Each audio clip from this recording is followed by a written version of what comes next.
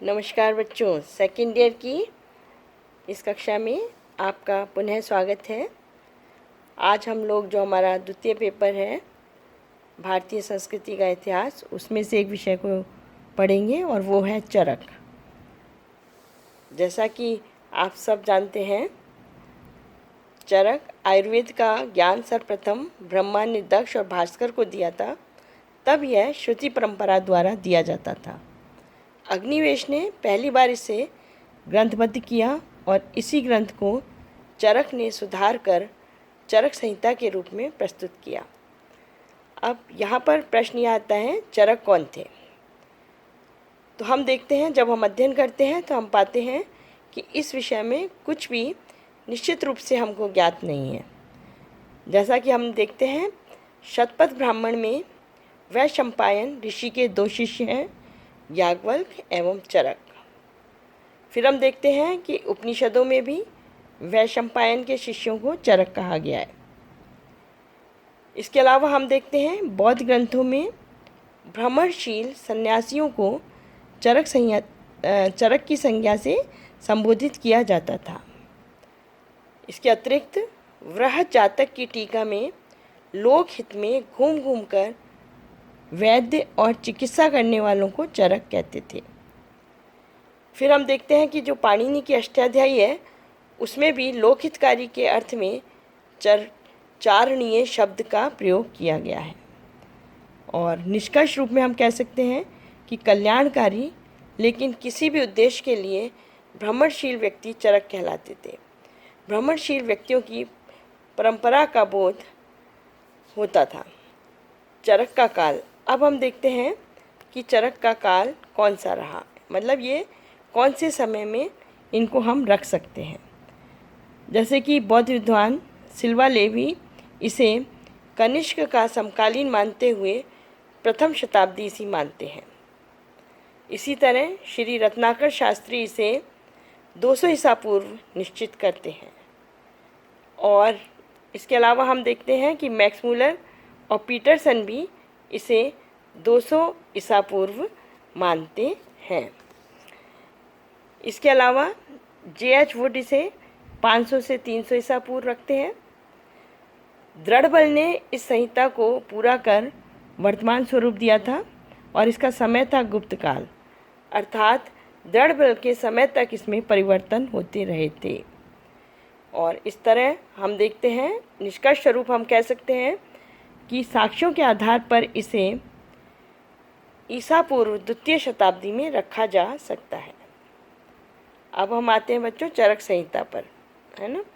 तो चरक संहिता को हम 8 भागों में विभाजित करते हैं। पहला है सूत्र स्थान, दूसरा निदान, तीसरा विमान, चौथा शरीर स्थान, पांचवा इंद्रिय स्थान, छठा चिकित्सा स्थान, सातवां सिद्धि स्थान और आठवां कल्प स्थान।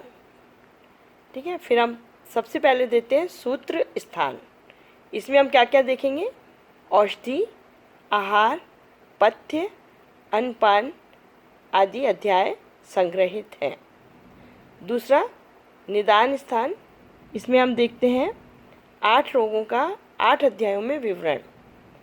फिर देखते हैं विमान स्थान, इसमें रोगी के लिए आचार, औषधि व भोजन के महत्व को बताया गया है।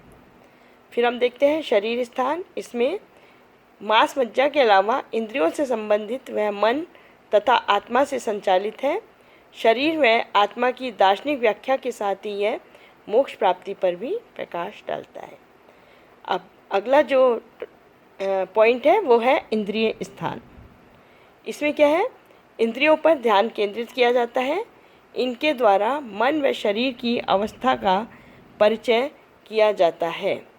वैद्य इंद्रियों की अवस्था को रोग से पहचानता है।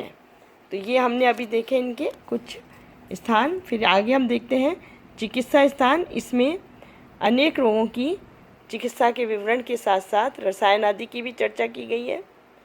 नेक्स्ट है सिद्धि स्थान। इसमें औषधि द्वारा किस प्रकार सिद्धि की जा सकती है। उसके अलावा कल्प स्थान, जिसमें वमन, विरेचन आदि के द्वारा शरीर शुद्धि के प्रणाली पर प्रकाश डाला गया है। अब आगे हम देखते हैं चरक संहिता में त्रिसूत्र पद्धति, जो चरक संहिता का बच्चों मूल आधार है, जो इसका मेन है वो क्या क्या है। आयुर्वेद में त्रिसूत्रों को हेतु, लिंग और औषध कहा गया है। अब पहला है हेतु, मतलब रोग का कारण जानना। दूसरा लिंग, अर्थात रोग की प्रकृति को जानना। तीसरा औषध, अर्थात औषध प्रयोग से त्रिधातु साम्यावस्था के द्वारा व्यक्ति को स्वास्थ्य लाभ करवाना। फिर हम देखते हैं चिकित्सा। तो आयुर्वेद में 3 प्रकार की चिकित्सा बताई गई है। पहला सत्वाजय, यह मनोविज्ञान पर आधारित है। दूसरा देव व्यय पाश्रय, इसका संबंध देव से है। ग्रह दोषों के शमन के लिए पूजा पाठ, मंत्र व यंत्र का विधान है। नेक्स्ट आता है युक्ति व्यय पाश्रय, रोग, रोगी के बल, स्वरूप, अवस्था, स्वास्थ्य और प्रकृति के अनुसार उचित मात्रा में आचार्य द्वारा औषधि का प्रयोग उल्लेखित है। तो इस तरह से हमने आयुर्वेद में चिकित्सा पद्धति को देखा, और इसके बाद हम देखेंगे कि इसमें चिकित्सा पद्धति के बाद चिकित्सक, इसमें चिकित्सक को आयुर्वेद में वैद्य कहा जाता है। और 4 गुण बताए हैं वैद्य के। पहला शास्त्र जानने वाला, दूसरा पवित्र, तीसरा समय अनुसार निदान में निपुण, चौथा औषध के निर्माण तथा प्रयोग में कुशल होना चाहिए।